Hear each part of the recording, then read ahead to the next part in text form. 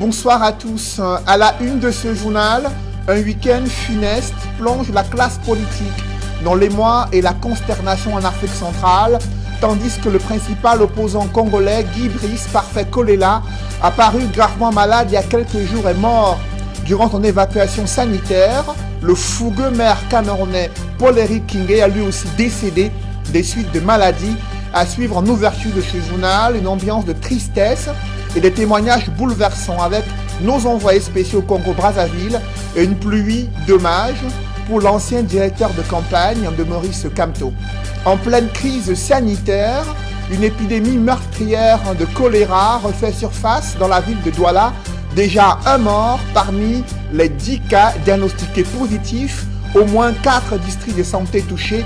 Et pour ne rien arranger, il y a de plus en plus une réticence à la vaccination contre le choléra en raison de la controverse autour de certains vaccins anti-Covid-19. Nous parlerons également dans ce journal de la ville de Yaoundé, capitale du Cameroun, confrontée à des coupures intempestives d'électricité depuis plus d'un mois. Comment les populations vivent-elles une telle situation? Quelles en sont les causes et les conséquences? Éléments de réponse au cœur de ce journal.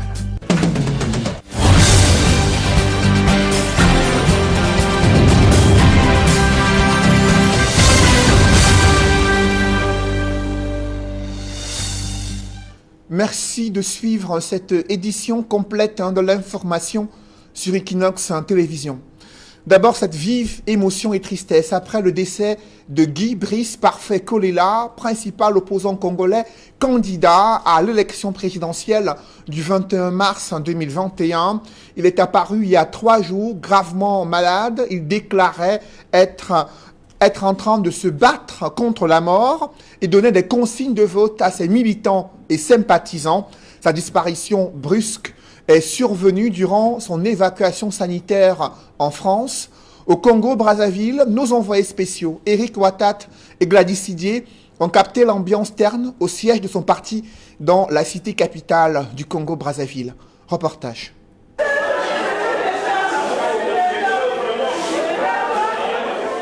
Nous sommes au siège du parti de Guy Brice Parfait Kolela au quartier Tila, dans le 2e arrondissement de Brazzaville. Et vous pouvez le constater, l'ambiance est lourde. Les nombreux militants et sympathisants ont appris la mort brutale de leur leader dès les premières heures de cette journée. Et pour la majorité, ils se sont rués ici, au siège de l'UDH Yuki, afin de s'enquérir véritablement de la situation. Ils ont du mal à réaliser ce qui se passe. Vraiment, nous sommes très tristes de la mort de notre leader, le docteur Guy Brice Parfait Kolela. Vraiment, cette mort, les militants, sympathisants et la société civile, jusqu'à présent, personne ne croit. Alors que nous étions à un pas de la magistrature suprême du Congo. Hier, nous avons massivement voté, comme il nous a toujours dit cela. Du nord au sud, de l'ouest à l'est. Nous avons manifesté notre devoir de citoyenneté. Mais là, à 2 h du matin, on vient d'apprendre le décès, la disparition de notre cher et grand leader, Guy Brice Parfait Kolela. On ne s'attendait pas à ça. Durant tous ces sacrifices qu'il a fait pour nous, Guy Brice Parfait avait des ambitions. C'était un homme de vision, c'était un visionnaire. Vraiment, c'est triste et malheureux. Celui qui hier encore était avec eux pour faire le tour du pays dans le cadre de la campagne électorale n'est plus. Il a donc rendu l'âme alors qu'il avait été évacué en France pour des raisons sanitaires. Déjà vendredi au stade du Marchand, alors qu'il était attendu pour son dernier meeting de campagne, le candidat Guy Brice Parfait Kolela ne s'était pas présenté et ses fans avaient déjà trouvé cela bizarre. Mais en cours de soirée, dans une vidéo, il faisait part de son état de santé. Et donc la nouvelle est tombée dès les premières heures de cette journée du 22 mars 2021. Guy Brice Parfait Kolela n'est plus de ce monde, mais pour ses militants et sympathisants, la lutte continue. Comme dans vos propos, vous avez toujours dit que l'État c'est une continuité. Les hommes meurent, il y a toujours des remplaçants. Mais avec le temps, nous aurons toujours un leader charismatique comme vous. Depuis le siège du parti de Guy Brice Parfait Kolela au quartier Ntila pour Equinox Télévision, nous sommes Eric Florent Watat et Gladys Sidier. Au Cameroun, c'est également l'émoi et la consternation dans le landerneau politique à la suite de cette triste nouvelle concernant le décès de Paul-Éric Kingé des suites de Covid-19 selon les autorités administratives. Dès lors, sa commune dans le département du Mungo est plongée dans la tristesse et la consternation, ainsi que sa famille politique et sa famille nucléaire. Les derniers moments de Paul-Éric Kingé, les circonstances de son décès, réaction de sa famille, sont évoquées dans ce reportage signé Jacques Molon, Nadine Guanfo et Kediara. La nouvelle fait l'effet d'un coup de massue. Le maire de Njombe Penja, Paul-Éric Kingé, n'est plus.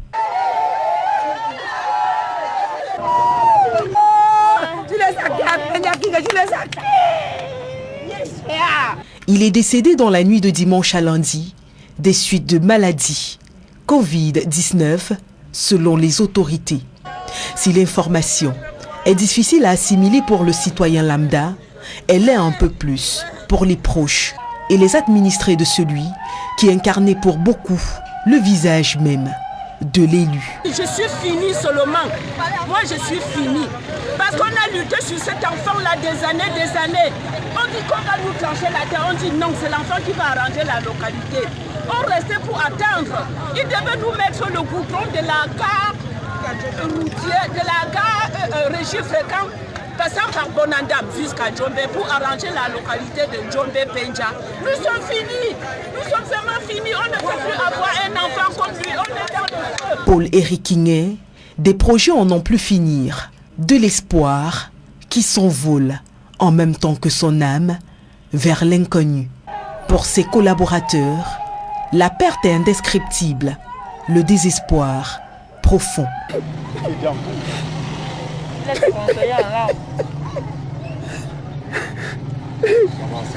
On est surpris parce que depuis des semaines, ça n'allait pas, c'est les petits malaises, on pensait que ça devait passer. Comme d'habitude, lâchement les malaises, on est surpris que c'est de la mort. On ne sait pas comment, dans quel sens, mais à ce moment-là, il laisse une double charge, une très double charge, parce que Njombe Penja a toutes les épines. On ne sait pas comment faire pour s'en sortir. Plusieurs heures après l'annonce du décès de l'homme politique, le sous-préfet de Penja va apposer des scellés sur son bureau, qui, selon nos informations, avait été ouvert un peu plus tôt par sa nièce, qui a emporté avec elle des documents importants. Il va par la suite tenir une réunion de crise avec les forces de maintien de l'ordre, les adjoints au maire et quelques membres de la famille de Paul-Éric Kingé. Au cours de cette réunion, il les invitera à prendre des dispositions nécessaires pour que l'inhumation du défunt se déroule dans les 48 heures qui suivent, tout en prenant des dispositions pour ne pas avoir plus de 50 personnes. Njombe Penja devra donc pleurer son maire dans le strict respect des mesures barrières à la Covid-19, cette maladie qui a eu raison de lui.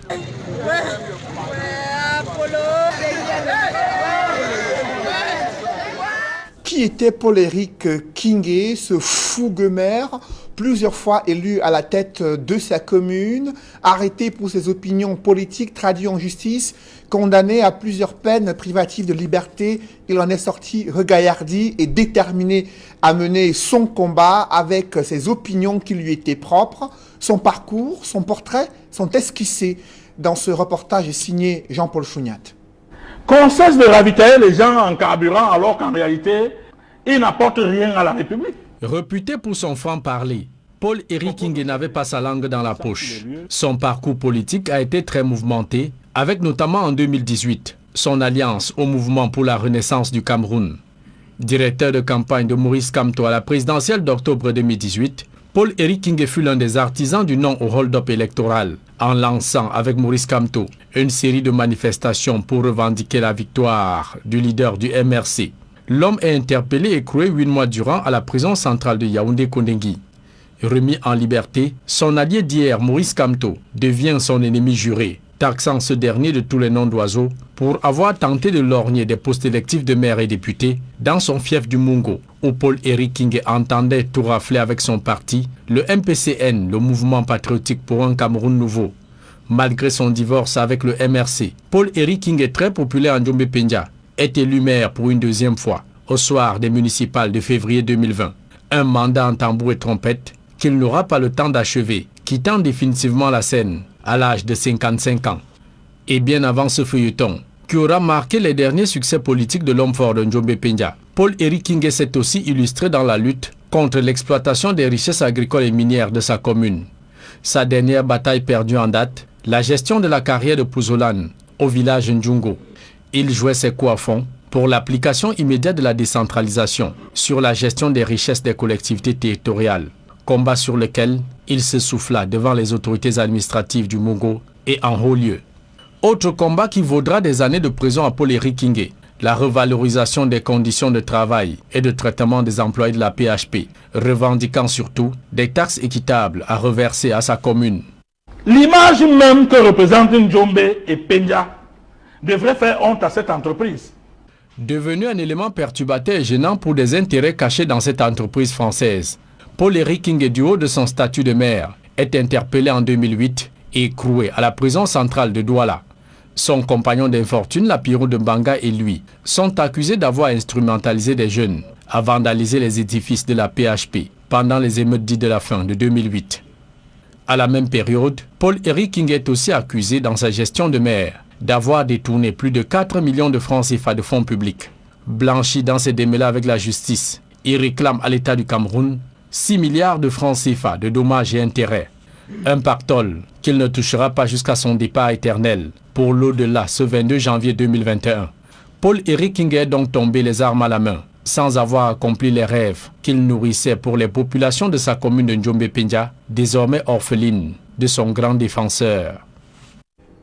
La classe politique rend hommage à Paul-Henri Kinge. Pour le président national du MRC, son ancien directeur de campagne électorale a fait montre d'une fougue exceptionnelle durant la présidentielle d'octobre en 2018. Le professeur Maurice Kamto salue la mémoire d'un homme passionné qui, avec son tempérament volcanique, a contribué à sa manière à la résistance nationale. L'honorable député Cabral Libi, président du PCRN, rend hommage à un combattant acharné des inégalités et des injustices, connu pour sa témérité, sa force de caractère et sa détermination.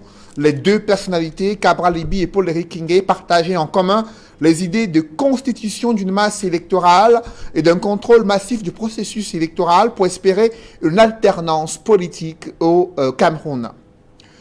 Et Paul-Henri Kinge, arrêté pour ses opinions politiques, il n'est pas le seul Camerounais à subir les affres de l'appareil judiciaire. Depuis plusieurs mois et plusieurs années, des activistes et militants politiques sont placés en détention, traduits devant les tribunaux militaires et tribunaux civils. Leurs avocats dénoncent des procédures judiciaires iniques. Les opposants estiment qu'il y a une instrumentalisation de la justice pour museler les opposants au Cameroun. Dans les rangs du parti au pouvoir, l'on exhorte le chef de l'État à jouer la carte de l'apaisement. Les réactions des politiques sur le maintien en détention des militants et activistes des droits de l'homme, c'est dans ce reportage signé Flavien Valondongo. Plusieurs prisons camerounaises regorgent en leur sein plus de prévenus que de condamnés. Des acteurs politiques de l'opposition qui font le constat imputent la faute à la justice camerounaise. Pour ces derniers, des fonctionnaires de la justice sont plus aux ordres, au mépris du rôle premier de cette institution qu'est le régulateur social. Nous assistons parfois à des injustices inqualifiables et à des abus exceptionnels qui sont commis. Au-delà de la sphère politique et autres, les différents acteurs du processus judiciaire, malheureusement, ne rendent pas la justice. Tout ce qu'ils font concourt à la dégénérescence, à la déliquescence de notre justice. Mais malheureusement, au Cameroun, on a très souvent et régulièrement le sentiment que la justice n'est pas du tout rendue. Et c'est déplorable. Et c'est pourquoi il y a une brutalité particulière dans la répression. La répression et la justice aux ordres sont des actes qui favorisent la surpopulation carcérale. Et des cibles ici sont des militants des partis politiques de l'opposition et des acteurs de la société civile. Quand vous voyez par exemple un journaliste comme Paul Tchouta qui est poursuivi pour une affaire où le maximum de la peine d'emprisonnement c'est 6 mois, en juin il aura fait 2 ans en prison, 2 ans de détention. Mais vous pensez que les magistrats qui connaissent cette affaire-là ne connaissent pas la loi? Ils connaissent très bien, mais seulement ils ne sont pas libres. On leur dit, monsieur, c'est vous, vous faites comme ça. Il y en a même certains qui ont été extirpés de leur domicile, à qui il est reproché d'avoir une intention, qu'on a appris qu'ils avaient l'intention de manifester. Les seuls éléments factuels qu'on retient contre eux, c'est que on vous a trouvé sur la voie publique le 22 septembre en train de manifester. Des personnes inculpées par abus, simplement pour avoir été contre la vision du régime, écument des maisons d'arrêt, parfois dans des conditions de vie exécrables. Au sein du parti au pouvoir, l'on estime que tout cela n'honore pas la justice, encore moins le pays. Parlons maintenant des jeunes gens qui sont emprisonnés. S'ils ont manifesté parce qu'ils voulaient contester l'élection, bien évidemment l'élection est terminée. Je voudrais également dire à mon président national du RDPC, au président de la République, que ces jeunes n'ont plus rien à faire en prison. Il doit les libérer. Parce qu'il était un homme de paix. Il avait pardonné ceux qui avaient voulu intenter sa vie en 1984. Il travaille avec eux jusqu'à aujourd'hui, avec certains qui ont été soupçonnés d'avoir participé à cette affaire-là. Donc je pense que, monsieur le président, vous qui êtes un homme de paix, vous qui êtes un homme de pardon, demandez l'arrêt des poursuites pour ces jeunes Camerounais. Le peuple camerounais retiendra que vous avez libéré, après les élections, ces jeunes Camerounais, vous avez demandé l'arrêt des poursuites. À travers ce récit, l'on peut admettre que la justice camerounaise est aux ordres. Seule la volonté du régime peut décider des poursuites ou de l'arrêt des procédures judiciaires pour un justiciable. Je vous le disais en titre, la capitale du Cameroun est prise au piège des coupures intempestives d'électricité depuis un mois. Presque tous les quartiers subissent des délestages, plongeant la capitale Yaoundé et ses environs dans l'obscurité. Une fois la nuit tombée, les conséquences économiques sont désastreuses. L'entreprise en charge de la distribution de l'énergie électrique reconnaît que ces installations ont été endommagées à la suite des orages, mais les réparations prennent du temps aux grandes dames des populations. C'est le constat que font Rodrigue Ngassi et Marcelin Gansop dans ce reportage. Voici à quoi ressemble le carrefour du lycée de Biémassi à la tombée de la nuit. On se croirait dans l'arrière-pays et pourtant nous sommes au cœur de Yaoundé, frappés de plein fouet par des délestages, devenu le train-train quotidien des populations. Un coup dur pour les ménages et les opérateurs économiques. Alors nous sommes dans un bar situé non loin de l'entrée du lycée de Biémassi. Ça va pas trop parce que depuis ce matin, nous sommes dans le mois comme l'avait constaté. C'est depuis ce matin? Oui, en fait, aujourd'hui, c'est depuis 6 heures, nous sommes levés dans le mois et voilà, encore 19 heures, on va se toucher avec le mois.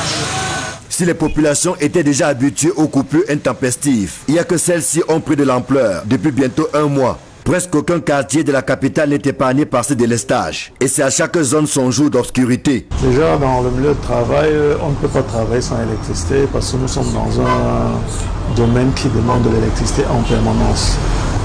Ces coupures, par ailleurs, nous gâtent nos équipements régulièrement. Ils sont abîmés. Sans aucune réparation. À la maison, les enfants ne peuvent pas prendre. On est obligé de prendre des sources secondaires pour gérer les coupures d'électricité.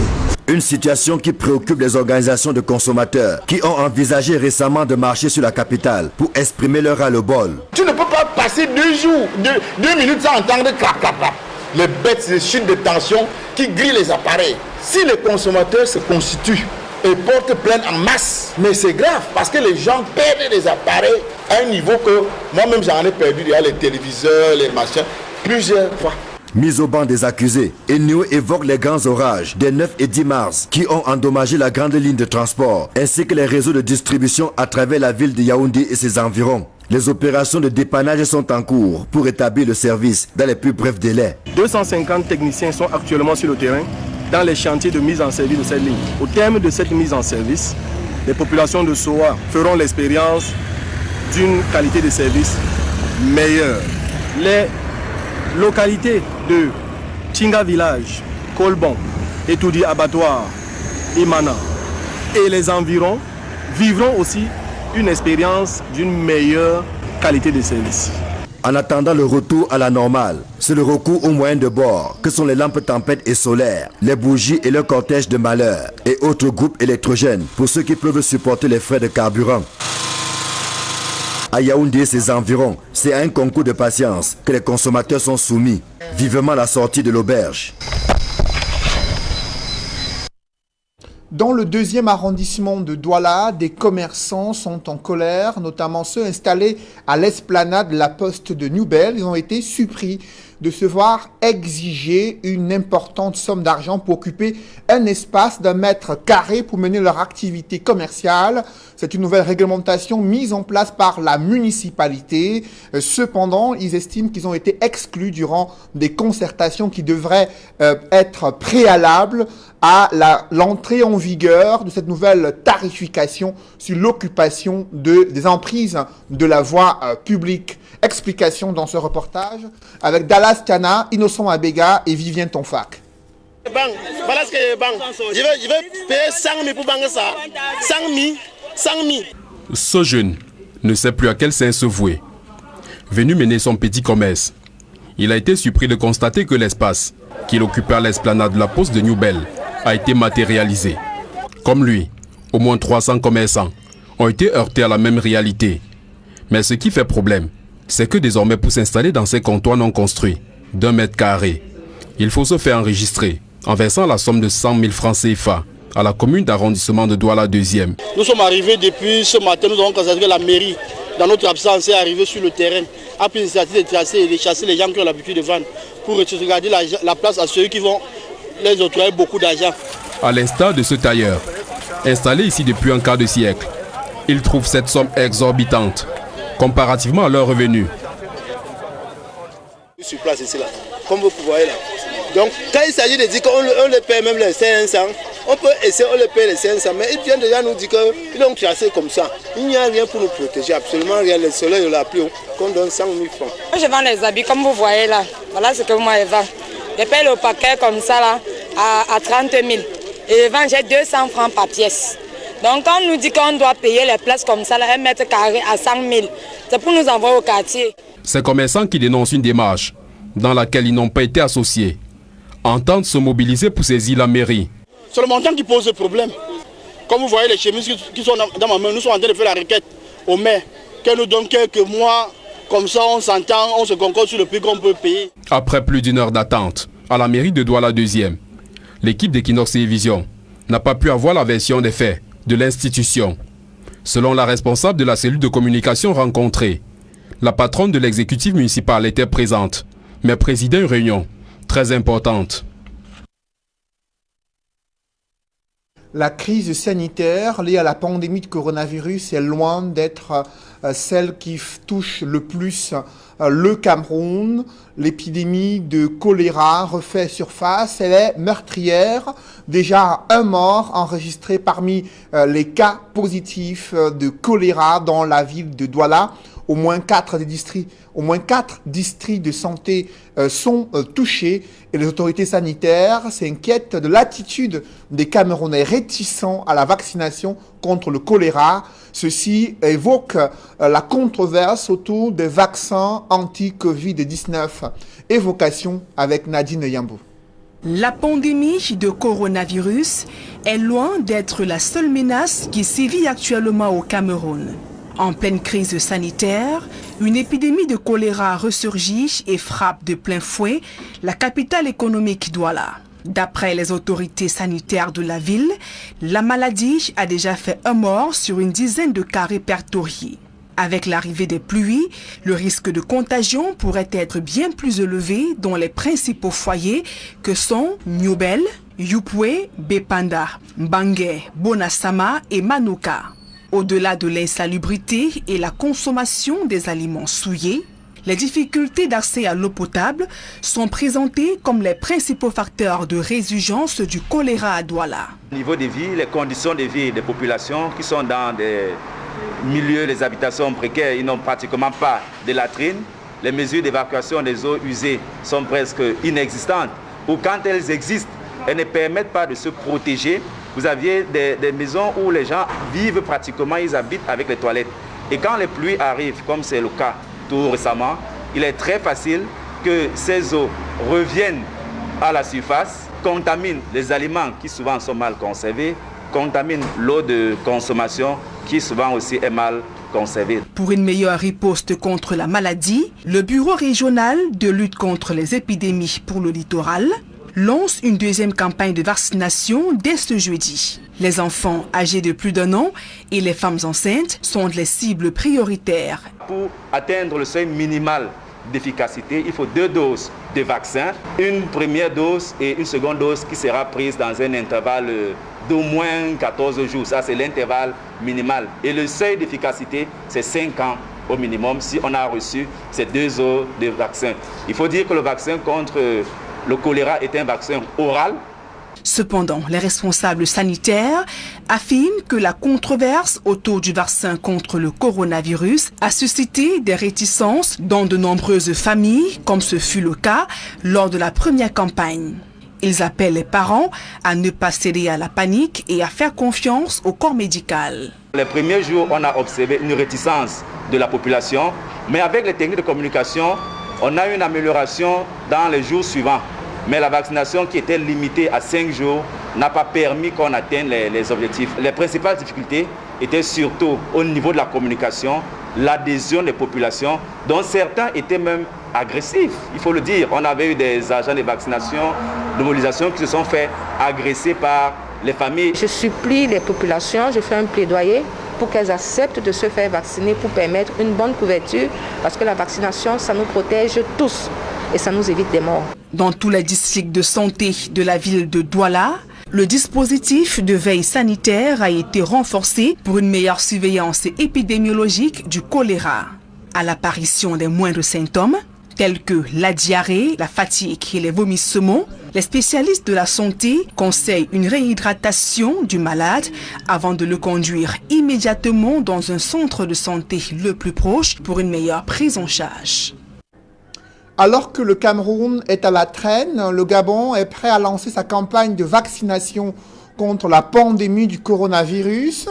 Le plan national de vaccination a été présenté ce lundi au président de la République du Gabon. Ali Bongo Ondimba annonce le démarrage de la campagne de vaccination dans son pays. En tant que chef de l'État gabonais, il déclare qu'il se fera vacciner lui-même. Message rendu public sur sa page Facebook officielle.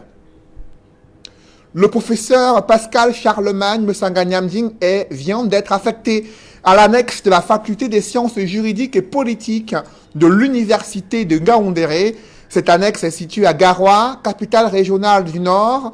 Cette décision du ministre de l'Enseignement supérieur intervient quelques jours après son limogeage à la tête du département de l'intégration de la coopération à l'Institut des relations internationales du Cameroun, situé à Yaoundé. Yves-Paul Mandiem, maître de conférence, est le nouveau chef de département de la coopération et l'intégration à l'IRIC, selon un arrêté ministériel.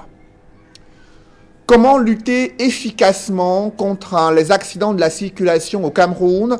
Le sujet est au cœur des préoccupations des députés. C'était à la faveur d'un atelier de formation qui se tient à la veille d'une séance plénière dite spéciale à l'Assemblée nationale. D'autres détails avec Joël Essengue et Ike Cyril. À l'ouverture de la session parlementaire il y a quelques jours, les députés, par la voix de la doyenne d'âge, s'étaient montrés préoccupés par la question des accidents de la circulation qui endeuillent de nombreuses familles au Cameroun. Le sujet est remis au goût du jour par le réseau des parlementaires sur la sécurité routière. L'insécurité routière est devenue une véritable crise dans notre pays. Son impact socio-économique est tel que les pouvoirs publics, avec l'aide des parlementaires que nous sommes, doivent stopper l'hémorragie et mettre fin aux hécatombes. Le tristement célèbre triangle de la mort, Yaoundé, Douala, Bafoussam, Yaoundé, détient la palme d'or des accidents de la circulation au Cameroun. L'Assemblée nationale prend le problème à bras le corps à travers un atelier de formation des députés afin de leur donner des rudiments nécessaires pour mieux aborder la question de la sécurité routière. Pour nous, membres du réseau parlementaire, il est question d'actualiser nos connaissances, de mieux cerner les enjeux de la sécurité routière afin d'appuyer efficacement les politiques publiques telles que définies par le gouvernement. Organisé à l'intention des députés membres du réseau parlementaire sur la sécurité routière, l'atelier de formation intervient quelques heures avant la tenue d'une plénière dite spéciale à l'Assemblée nationale. Il sera probablement déposé sur la table des députés un projet de loi sur la sécurité routière au Cameroun. Un public reportage dans ce journal, la régionale d'épargne et de crédit s'apprête à clôturer sa toute première campagne d'appel à l'épargne publique. Le top management de cette entreprise s'est réjoui de l'engouement observé autour de cette opération. Dans la foulée, de nouveaux produits bancaires sont annoncés. Il s'agit des opportunités de crédit remboursables sur 10 ans et mises à la disposition des particuliers et des entreprises. Reportage. C'est la première fois, il faut le dire, que la régionale... Plus que quelques jours, et ce sera la clôture de l'opération de vente publique d'actions lancée par la régionale le 9 février dernier. De plus en plus, il y a des gens qui nous demandent s'il y a encore des actions disponibles. Nous voulons dire que oui, il y a des actions qui sont disponibles, qu'ils peuvent courir et acheter ces actions. Mais nous voulons dire que le compte à rebours a commencé et que nous allons clôturer cette opération comme c'est prévu le 26 mars 2021. Et je tiens à rappeler que c'est une opération merveilleuse en termes d'action. C'est la toute première opération qui concerne les institutions financières dont le grand public a l'opportunité de participer, d'être désormais actionnaire dans une banque. Comme vous le savez, la régionale a prévu se transformer en banque. L'équipe est déjà mise en place pour qu'au mois de juin, le dossier soit déposé. C'est une opportunité d'autant plus formidable que tous ceux qui vont souscrire ne vont pas le regretter. Au contraire, d'agréables surprises les attendent. Quiconque va souscrire maintenant va faire une opération merveilleuse. Déjà parce qu'il aura part aux dividendes qui existent déjà. Je rappelle qu'en 2020, nous ne partagerons pas les dividendes parce que la COBAC en a demandé. Donc ceux qui souscrivent vont avoir part aux dividendes, aux résultats de 2020 et aux résultats de 2021. Et en plus, l'opération étant évolutive comme on la voit, les uns et les autres pourraient avoir des actions gratuites en bonne et due forme. Donc c'est une très bonne opération. Je rappelle qu'à la régionale, on ne connaît pas de perte. Le mot perte n'est pas dans notre dictionnaire. C'est depuis 2005 que nous faisons des résultats bénéficiaires. Des résultats qui permettent à la régionale de rêver grand et d'être plus que jamais aux côtés de son aimable clientèle. Aussi a-t-elle décidé de lancer une offre diversifiée de crédit avec possibilité de rembourser sur une période pouvant aller jusqu'à 10 ans. C'est une vraie manne tombée du ciel. La régionale, c'est la régionale d'épargne et de crédit. Et donc l'aspect crédit, nous voulons mettre ça en valeur. Il y a une nouvelle offre de crédit de la régionale, bien sûr, au regard de ce que nous sommes en train de faire et que nous voyons. Donc la nouveauté, c'est que la régionale engage désormais des crédits sur 10 ans. Donc quelqu'un peut désormais avoir un crédit sur 10 ans, par exemple, pour pouvoir se construire. Un salarié, notamment du secteur public, qui veut, il n'a pas le titre foncier, c'est vrai, parce que nous, on n'exige pas les titres fonciers, mais il veut se construire, il vient à la régionale, il se fait virer, et bien entendu, à des conditions très favorables, dans un délai record, il va recevoir effectivement son crédit. Bon à savoir, cette offre est également valable pour les entreprises, lesquelles vont y trouver une formidable opportunité de développement de leurs activités et de rayonnement de leurs affaires. Les entreprises aussi ont leur part à la régionale et nous faisons appel à tous ceux-là qui ont des bons de commande, des contrats avec l'État ou avec même le secteur privé. Si vous avez un contrat avec une signature sérieuse, vous vous approchez à la régionale et en un temps record, vous allez obtenir votre crédit. C'est encore une raison pour voir comment la rentabilité de la régionale va s'améliorer et par conséquent, ceux qui veulent en bénéficier doivent souscrire aux actions d'ici le 26 mars 2021. C'est à la faveur de son introduction à la Bourse des valeurs mobilières d'Afrique centrale que la régionale SA a mis en vente 196 000 actions au prix unitaire de 42 000 francs CFA l'action. L'objectif est d'augmenter son capital à plus de 15 milliards de francs CFA en vue de sa transformation en banque universelle. Ce qui n'était qu'un rêve est en train de devenir réalité. Mesdames, messieurs, c'est la fin de ce journal. Merci de l'avoir suivi.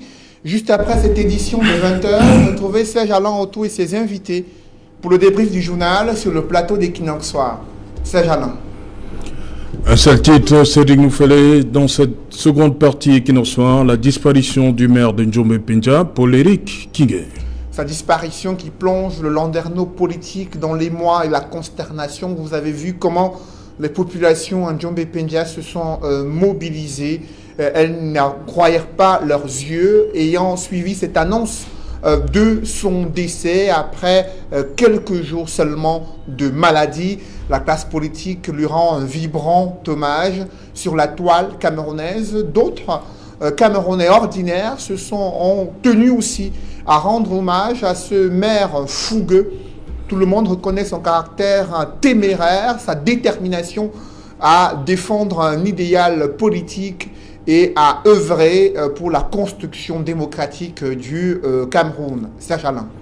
Voilà, madame, monsieur, c'est dans l'essentiel Equinox Soir, deuxième partie. Bonne soirée à vous, Cédric. Je vous souhaite une bonne soirée, Serge. Rendez-vous demain. 20h. Dans un instant, la suite. Equinox Soir.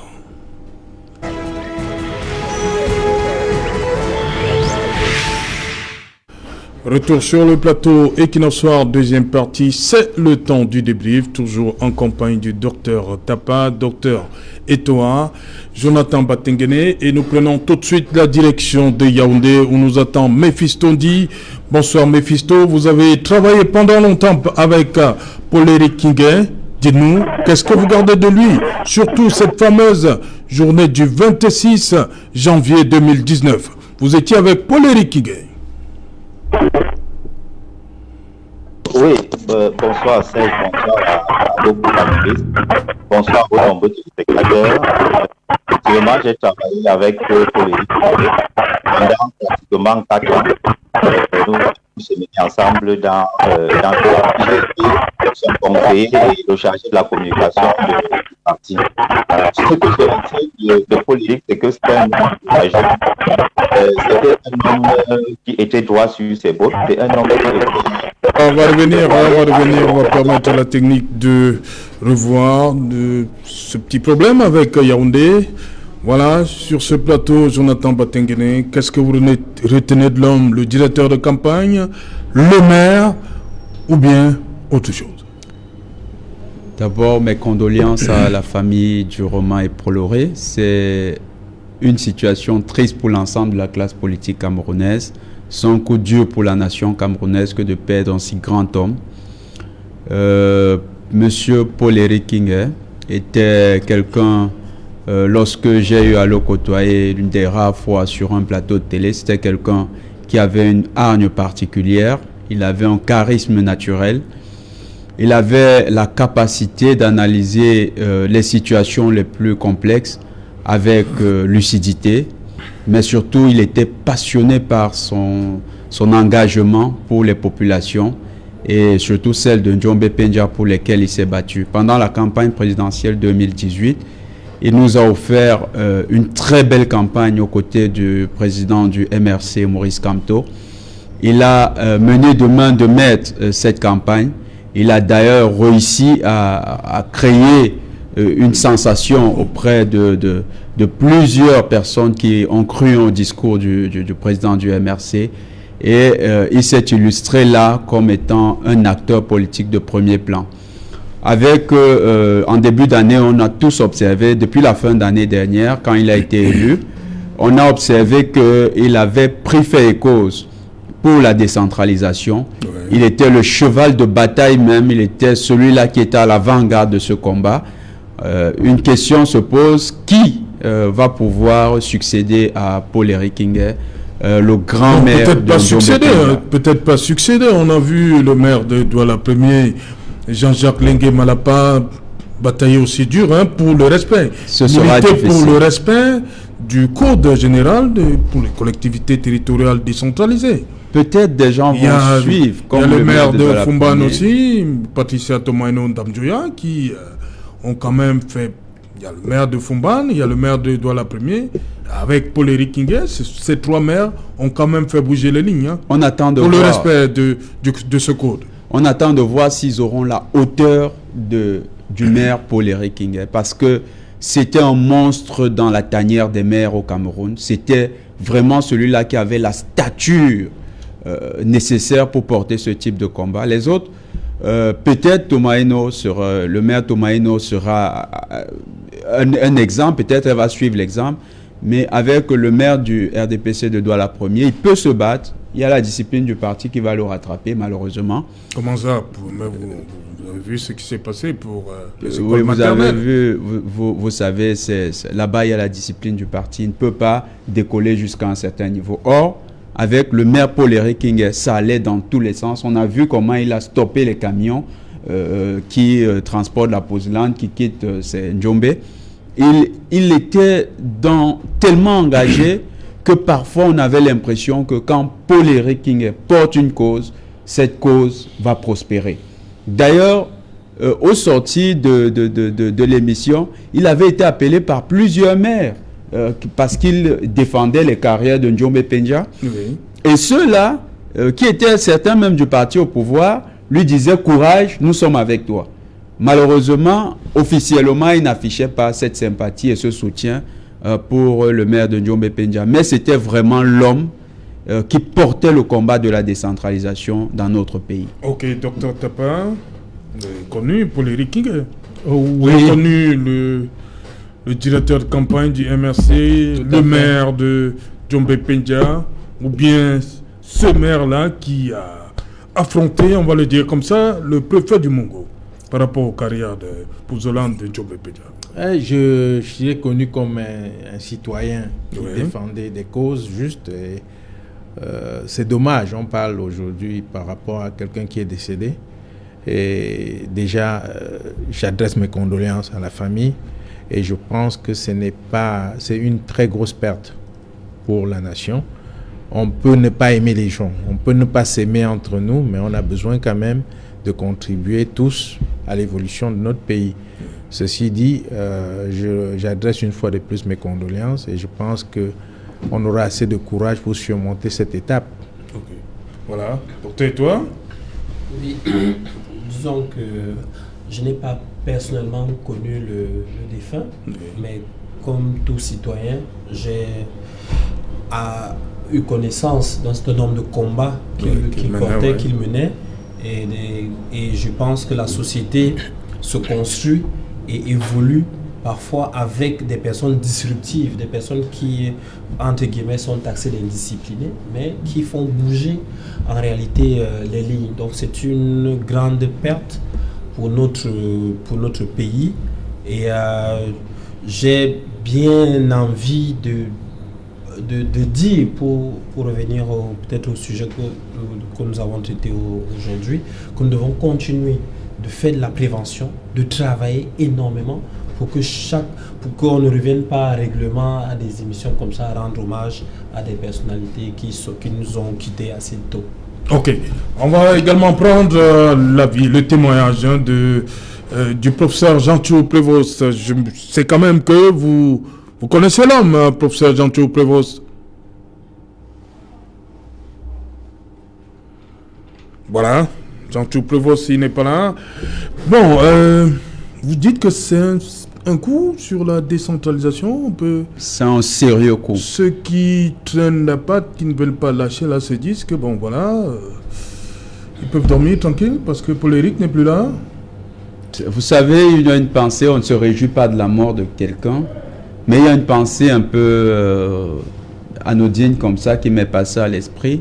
C'est s'il fallait dans la peau des ministres qui piétinent la décentralisation, quel est leur sentiment actuellement qu'ils ont appris que Paul-Éric Kingué est décédé? Certainement, il y a un coup de soulagement. Pourquoi? Parce que c'est l'homme qui avait pris fait et cause pour la décentralisation dans notre pays. L'implémentation. D'ailleurs, quand on a terminé l'émission ce jour, il était voir le Premier ministre et le Premier ministre lui a dit « Vous avez raison, monsieur le maire, mais ce n'est pas une situation aussi simple. Il faut ramener certains collègues, certains membres du gouvernement à la raison, les amener à travailler dans le sens souhaité par le chef de l'État. » Donc, il avait reçu les assurances du Premier ministre, la confiance du Premier ministre. Il était donc dans une position où il pouvait faire pencher la balance en faveur des maires. Est-ce qu'il était suivi par les autres maires, que ce soit de l'opposition ou bien même du parti au pouvoir? C'est la grande question. Ceux qui l'ont suivi, peut-être, pourront porter le flambeau de ce combat, mais à son absence, là, c'est un coup dur. Et il y avait aussi la carrure de l'homme. On sait que Paul-Éric King est allé en prison pour la question même de la décentralisation avec l'affaire des plantations de PHP. Donc, Paul-Éric King avait déjà pris des coups, des sérieux coups. Il était sorti de cette situation plus fort. Il a gagné les procès et on se disait qu'avec cette perspective, le maire Paul-Éric King était le meilleur combattant qui pouvait nous apporter une victoire dès cette fois-là des élus locaux sur le pouvoir hautement centralisé qui veut conserver ses prérogatives. Voilà, merci. On va revenir donc à notre sujet. Il y a un pays qui fait parler de lui ces derniers temps, c'est Israël. Docteur Tapa, population vaccinée, tandis qu'il y en a qui parlent de reconfinement. En Israël, on parle de déconfinement. Les images sont là, elles sont parlantes. Les Israéliens sont contents, on les voit dans la rue. Ils se baladent avec des masques, mais les restrictions là-bas, on est en train de les lever. Hein. Oui, je crois. Parce qu'Israël n'est pas un exemple. C'est un exemple, on ne peut pas le contester. Comment on en arrive là? C'est la gestion d'une crise. Oui. Comment vous gérez la crise à votre niveau? Ce n'est pas un cas de figure généralisable. C'est par contexte. Oui. Parce que la santé est avant tout environnementale. On ne pouvait pas la gérer au Cameroun comme en Israël. Oui. Ils ont des moyens que nous n'avons pas. Quand on parle de vacciner les populations, ils ont des moyens que nous n'avons pas. Ils ont une évolution dans le domaine que nous n'avons pas. Par contre, confinement ou déconfinement, ça dépend des contextes. Si par exemple, dans notre contexte, on se dit que le confinement, c'est une solution, ce sera une catastrophe, ça c'est sûr, pour des gens qui vivent au jour le jour. Vous ne pouvez pas demander à une population qui mange au jour le jour de se confiner du jour au lendemain, c'est très difficile. Mais si on prend compte de ce contexte, on peut trouver des solutions locales qui peuvent nous avancer vers autre chose. Mais il faut retenir ici le sérieux dans la gestion des épidémies dans ces pays.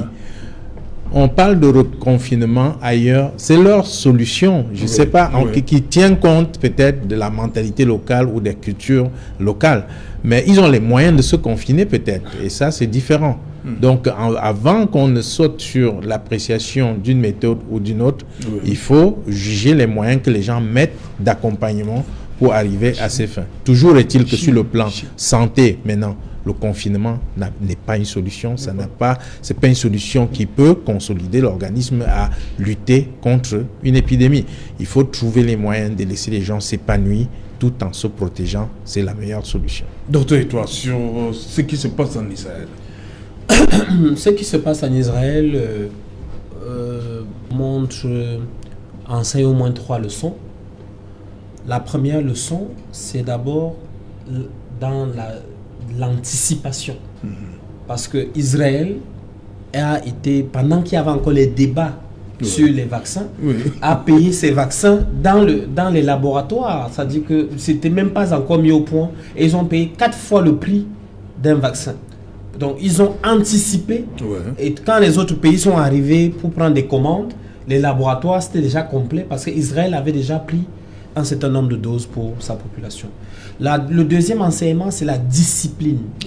C'est-à-dire qu'Israël est un pays discipliné et qui a la culture du risque. En Israël, tous les enfants, même les enfants, sont éduqués au risque. C'est-à-dire qu'ils savent qu'une bombe peut arriver à tout moment et les maisons elles sont confectionnées et tout ça pour que à tout moment quand il y a une alerte. Donc c'est pour ça d'ailleurs qu'ils ont également cette discipline sur la gestion de la crise sanitaire. Le troisième enseignement, c'est que effectivement les vaccins marchent. On est dans une polémique, faut-il aller l'exemple d'Israël qui n'a vacciné pour l'instant que 40% de sa population montre montre effectivement que les vaccins, ça marche. Et il faut et on peut dupliquer cet exemple dans un certain nombre de pays. Quand le débat, parfois dans les plateaux, on dit est-ce que le vaccin, est-ce solution locale et tout, c'est un débat qui n'a pas lieu d'être. Parce qu'on ne peut pas opposer le vaccin aux solutions locales. Quand il y a une crise, quand il y a une guerre, toutes les armes sont utiles. C'est-à-dire que effectivement, même les non conventionnels, si un type est en train de vous taper et que vous avez un caillou, vous lui jetez d'abord le caillou avant de voir. Donc vous avez les solutions locales que chacun individuellement, dans le cadre du pluralisme thérapeutique, peut prendre. Mais dans le cadre des politiques publiques, vous devez mettre en place, vous devez offrir pour l'instant la solution qui semble donner un certain nombre d'espoirs, la vaccination. Okay. Peut-être pas l'obliger, mais mettre au moins les personnes, pour mettre les gens, les citoyens à égalité. Ceux qui ne veulent pas le vaccin, mais également ceux qui le veulent, ils doivent chacun avoir donc son voilà, Jonathan, rapidement, on va aller au Canada sur, on va dire, la réussite israélienne. La réussite israélienne, mais je veux pas jeter un bémol, hein, je veux juste montrer que il y a eu la réussite chinoise bien avant, qui n'était pas vaccinale, qui était la réussite d'un système discipliné, préventif, où des mesures telles que celles qu'on applique aujourd'hui dans certains pays comme le nôtre ont marché. Donc, il y a des modèles de plus en plus qui sont efficaces, qui sont en train d'être mis en exergue, et au fur et à mesure, on apprend comment mieux lutter contre la Covid. C'est ce que, de manière globale, on peut retenir. On ne va pas dire que forcément parce que Israël a vacciné, c'est la raison pour laquelle il faut savoir qu'il y a une grande discipline dans le dispositif d'Israël. Et cette discipline peut aussi avoir été pour quelque chose, parce que la Chine n'a été que disciplinée, ça a résolu le problème. Donc on ne devrait pas éviter. Ce que je voulais lever, et depuis je le répète, c'est les disparités sociales qui sont en train d'être créées avec la question du vaccin. Ouais. Et l'intrusion de la question vaccinale sur les libertés fondamentales des individus. Parce que créer un passeport vaccinal, ça peut avoir un impact d'effet dissuasif ou bien d'effet contraignant sur le vaccin. C'est-à-dire dire à un individu, si tu n'es pas vacciné, tu ne peux plus entrer en contact avec une partie de l'humanité. En ce moment, ça devient une intrusion sur les libertés et c'est contraire déjà à la Charte des Nations Unies pour les libertés fondamentales. Okay. Merci. Professeur Djachou, depuis Montréal, comment comprendre, toujours par rapport à Israël, comment comprendre que lorsque nous on parle de deuxième vague un peu partout dans le monde, Israël déconfine alors que les autres reconfinent? Oui, la raison en est simple, c'est ils ont mis en place une politique vaccinale très agressive, très rigoureuse et très efficace. Parce que pour arriver justement à retrouver une vie normale, il faut deux choses. Soit que le virus soit complètement absent du territoire, et c'est ce que certains pays comme la Nouvelle-Zélande ont, ou l'Australie, soit faire comme Israël, vacciner le maximum de population pour que à ce moment-là, il y ait moins de probabilité de circuler le virus entre des personnes non immunisées. Et cette approche agressive, c'est un rêve que beaucoup de pays veulent atteindre. Nous, au Canada, par exemple, on est encore un peu loin, mais on avance à grands pas. On a reçu plus d'1,5 milliard de doses, plus d'1,5 million de doses de vaccins AstraZeneca qui vont être administrés. On vaccine beaucoup avec Pfizer et Moderna, qui sont les deux qui ont permis actuellement de vacciner plus de 6,8% de la population.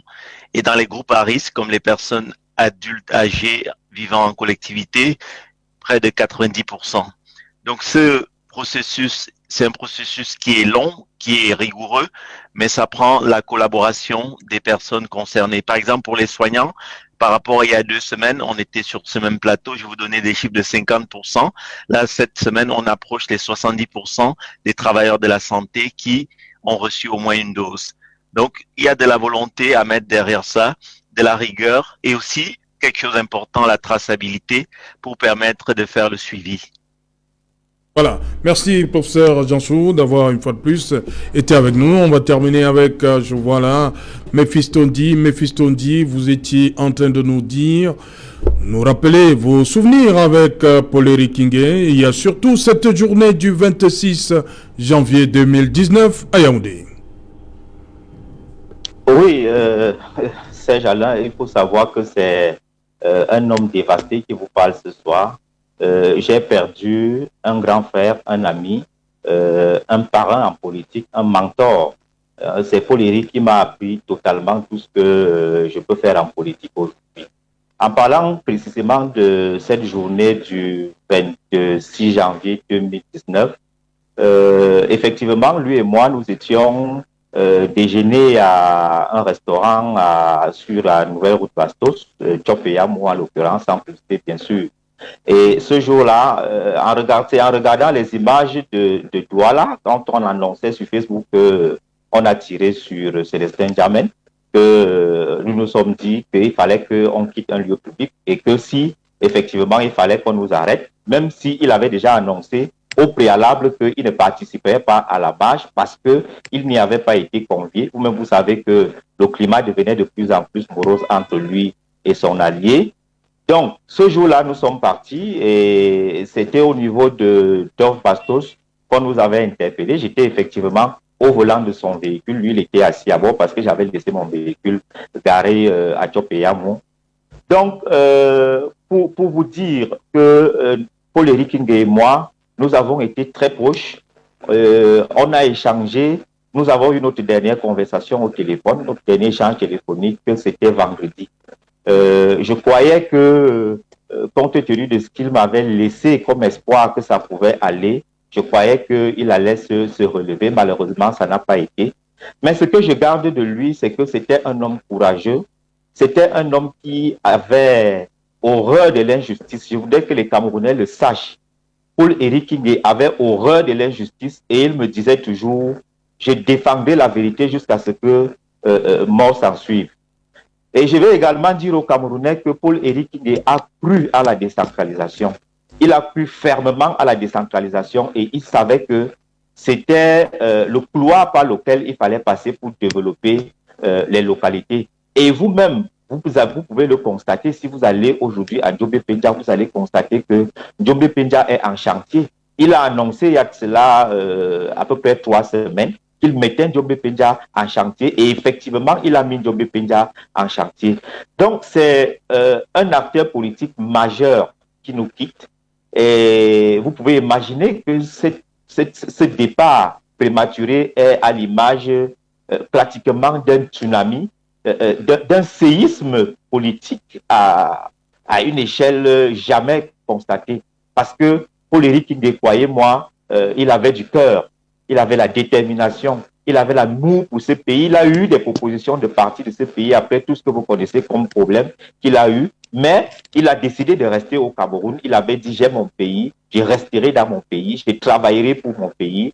Et je crois qu'il y a quelque chose à faire pour que les Camerounais sachent qu'il était possible, malgré le climat politique encerclé par tout ce que vous savez, il était possible de prouver quelque chose. Et vraiment, c'est un fils dévasté qui vous parle ce soir.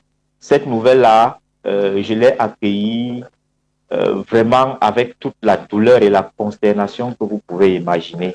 Je souhaite mes sincères condoléances à sa famille nucléaire. Nous qui sommes ses camarades politiques, je crois que nous avons matière à poursuivre le combat qu'il a commencé à mener. Parce que des combats, il en avait et suffisamment. Donc, c'est tout ce que je pouvais vous dire parlant de Paul-Éric Ngué, ce grand homme politique qui laisse un grand vide. Merci, Mephistondi. Dans la famille politique. Donc, vraiment navré pour tout. Je demande pardon à tous ceux qu'il a pu blesser dans ces combats. Vous savez, en politique, il n'y a pas que des bons points, il y a aussi des mauvais points. Donc, je demande pardon à tous ceux que Paul-Éric Ngué a pu heurter, qu'il considère que c'était des combats politiques. adossé sur des convictions. Donc, le politique repose en paix. Merci Méphistondi, merci également au professeur Jantou. Merci à vous, Jonathan Batengene. Merci, docteur Etoa. Merci. Vous avez toujours répondu présent à nos invitations. Merci beaucoup pour cela. Merci, docteur. C'est que quand vous êtes au Cameroun, vous répondez toujours présent. Hein, merci. Aux invitations Equinoxoir. Merci.